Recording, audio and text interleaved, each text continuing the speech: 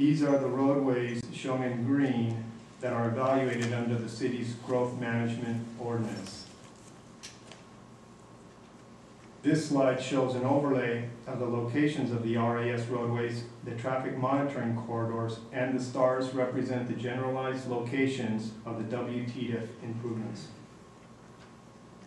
This slide shows how the TDIF program compares to the proposed WTDIF program.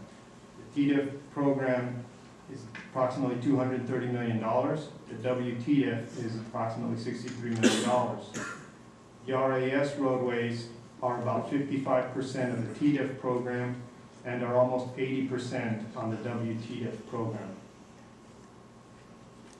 Here's a comparison of the area of each DIF.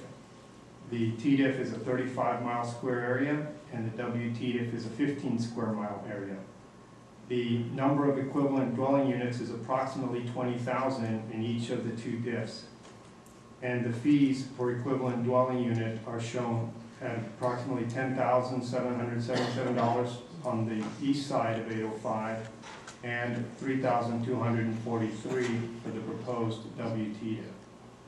And at the bottom is the proportion of the fee that contains a regionally significant roadway facility. The general plan shows how growth to year 2030 will impact the area of the city located within the WTDIF boundaries. Housing units will increase by almost 13,000 units, or 25%. Population will increase by almost 30,000, a 21% increase. Vehicular trips will increase by 28%.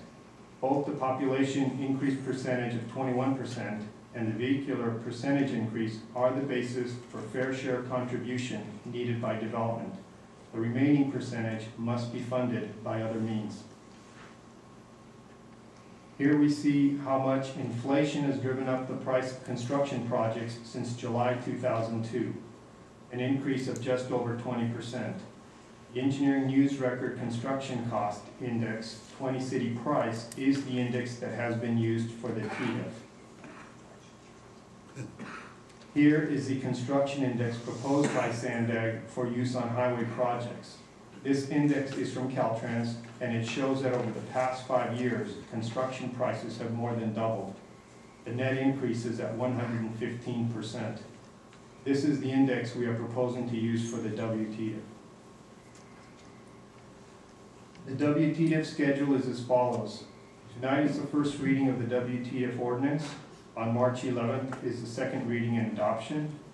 By the end of the month, we will need to submit our DIF program to Sandag's Independent Taxpayer Oversight Commission. Then 60 days after adoption, the WTDIF fees will be in effect. Per the Transnet ordinance, the following land use categories are exempted from paying any TDIF.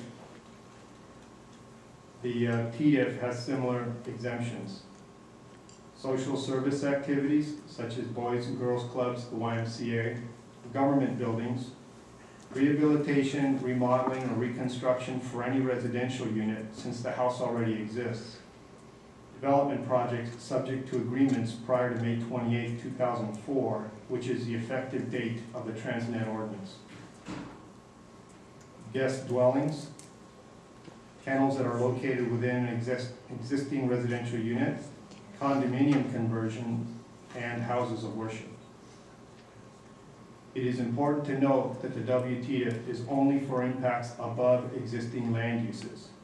An example is for an infill development project that increases vehicular trips above what the existing land uses generate, then only would pay on the net increase of vehicular trips, not on all of the project trips. If a project is approved that generates less trips than the existing land uses, then no fee is paid into the WTDIF, since there are no new traffic impacts on the city's circulation element roadways. Mitigation Fee Act findings must meet the following criteria for any new DIF program: the purpose of the fee, the use of fee revenues, benefit relationship, and proportionality. Staff's engineer's report has taken these into account in establishing the WTDIF program tonight.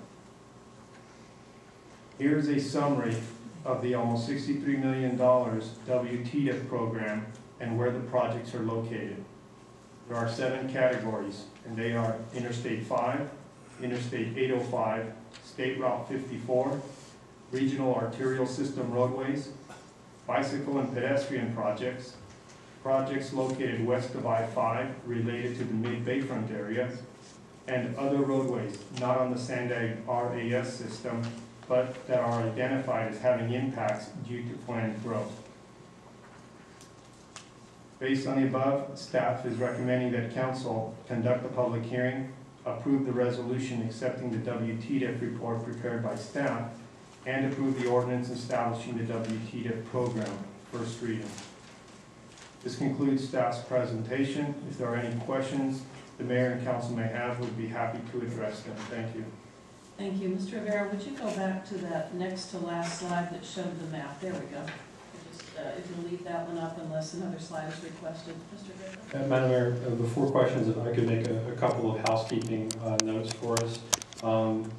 We did find in the ordinance we had a duplication on the section of the ordinance regarding projects that are exempt from the fee. And so we're going to ask the council, as they consider it, that in each of the ordinances, that section 3.55.170 be eliminated in favor of the exemptions that are found in 3.55.100, and that will renumber the remaining sections of the ordinance accordingly. Thank you, Mr. Griffith.